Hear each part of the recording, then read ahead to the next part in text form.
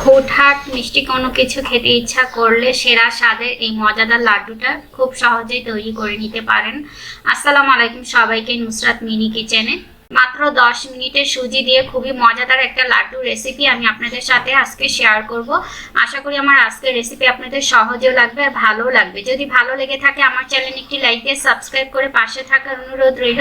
আর যারা Facebook page থেকে দেখছেন একটি লাইক দিয়ে অবশ্যই ফলো করে রাখবেন। আমি চুলায় একটি প্যান দিয়ে দিচ্ছি 1 টেবিল চামচ ঘি। বিসমিল্লাহ। ঘিটা একটু গরম হয়ে আসলে দিয়ে দিচ্ছি 2 টেবিল চামচ কাজু বাদাম। বাদামটা আমি এইভাবে মাঝখান থেকে ছাড়িয়ে নিয়েছি। দিয়ে দিচ্ছি 2 টেবিল চামচ কাঠবাদাম। কাঠবাদামটা আমি এইরকম একটু কেটে দিয়েছি।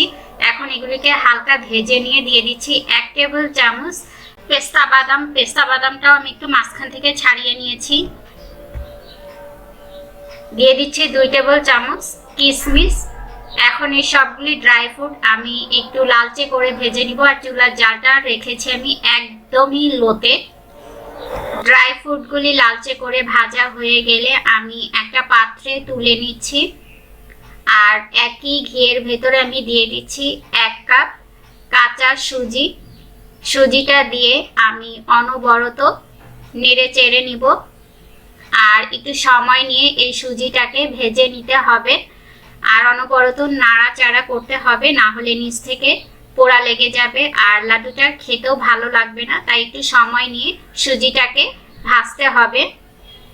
ভাজতে ভাজতে একটা পর্যায়ে খুবই সুন্দর একটা ঘ্রাণ বের হবে আর কালারটাও চেঞ্জ হয়ে যাবে।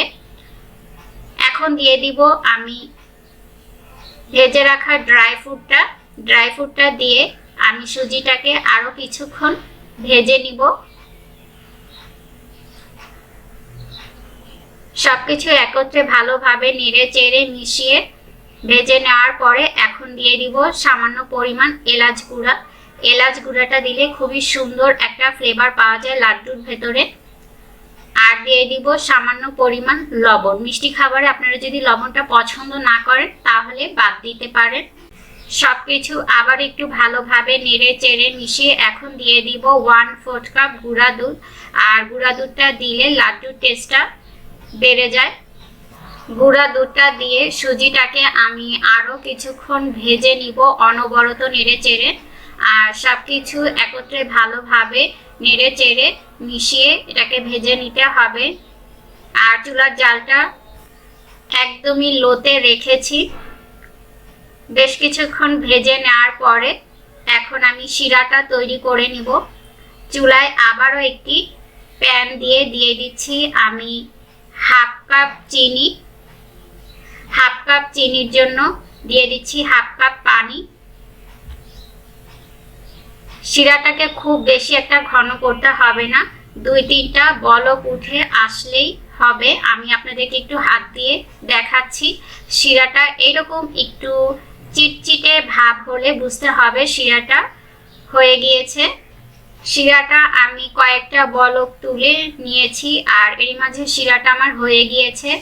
এখন আমি শিরাটাকে সুজির ভেতরে দিয়ে দিব আর অনবরত নেড়ে চেড়ে নিব। যেটুকু আমি শিরা তৈরি করেছি কমও হয়নি বেশিও হয়নি, একদমই ঠিকঠাক হয়েছে। শিরাটা দিয়ে আমি সুজির মিশ্রণটাকে খুব ভালোভাবে নেড়ে চেড়ে মিশিয়ে নিব।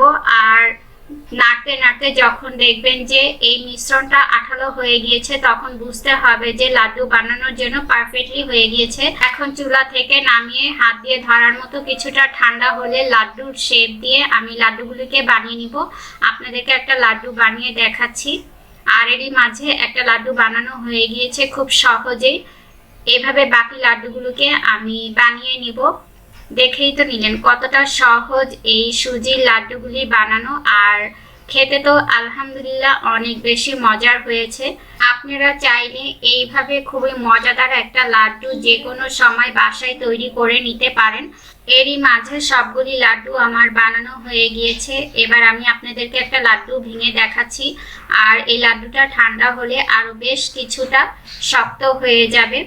আশা করি আমার আজকের রেসিপি আপনাদের ভালো লেগেছে। যদি ভালো লেগে থাকে আজকের মতো এখানে বিদায় নিচ্ছি। সবাই অনেক বেশি সুস্থ থাকবেন, ভালো থাকবেন। সবাই সবার জন্য দোয়া করবেন। আল্লাহ হাফেজ।